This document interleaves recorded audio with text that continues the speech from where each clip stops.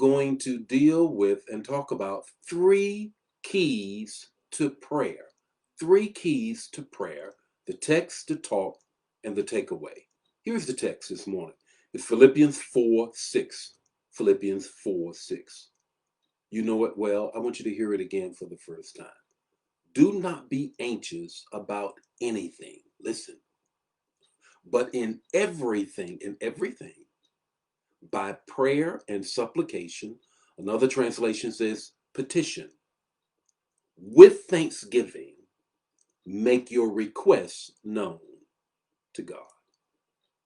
Don't be anxious about anything, but in everything, with prayer, with thanksgiving and supplication, your petition, make your requests known. Three keys to prayer. Three keys to prayer. The first key is this: plea, Plea. Plea, Plea. I want you to get that. You've ever been in a situation and you ask somebody, please? I didn't really know the magnitude of that word until our church, when we first founded the church and was building it, there was some people that was around it that was trying to stop us from building. They took us to court, believe that or not.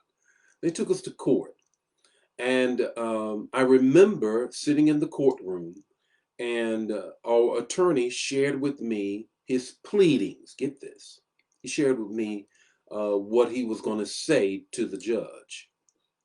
I read it and I looked at it and I saw on it, please. We please this. We please that. We plead this. We plead that.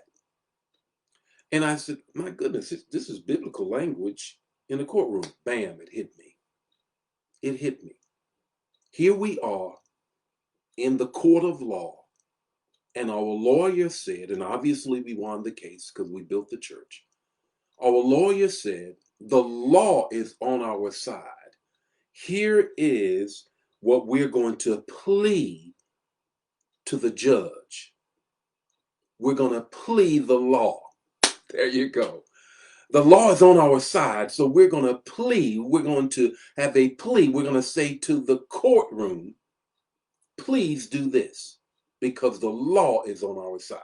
It was in the legal document. It's legal language. That's when it hit me that in prayer we go to God. Here we go. We go to God and we say, God, the law, the word, your word is on my side. So please do this. What you think about that? Hey, tell me, what do you think about that? Have you ever been to somebody and said, please this, please that? What do you think about that particular thing? Please.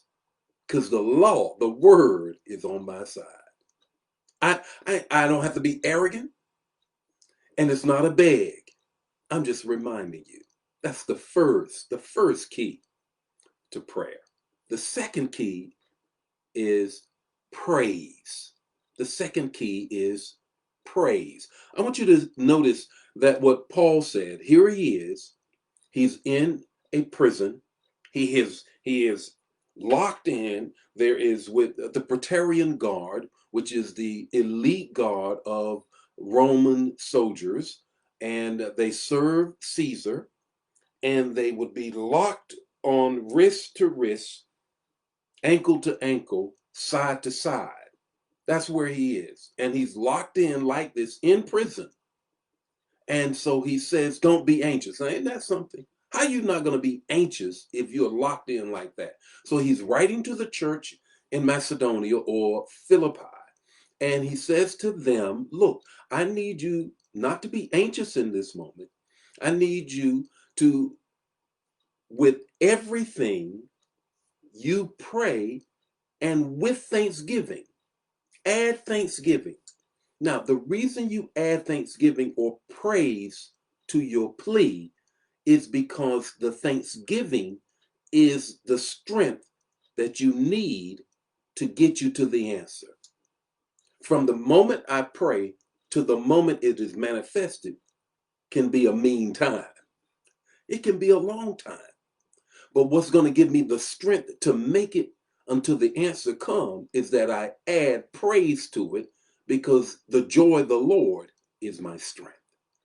So I'm not going to sit back and worry. I'm going to add praise to my plea, because that's going to give me the strength to make it till it's manifested. What do you think about that? Tell me your thoughts on the second thing there, adding the praise. And the first one is having the plea. Here's the third key to your prayer. Promise. Promise. You got to add something to it. As I said at the first point, the plea has, in a courtroom, the law is on your side. You are pleading it. And you have to understand that when you pray, you have to know that you should have a promise with your prayer. In other words, God, I'm not just here asking you, I'm using your words back to you. You promised me this. Now it's not like a child. Not like a child. My mother used to say, son, I don't like promising you anything, because if I promise you something, you don't stop until you get it. Well, look, it's not like that kind of a promise. It is, wait a minute, God. You said this in your word. Here it is. You said this in your word. Therefore, I am saying you promised me. So how can you do anything other than do what you promise?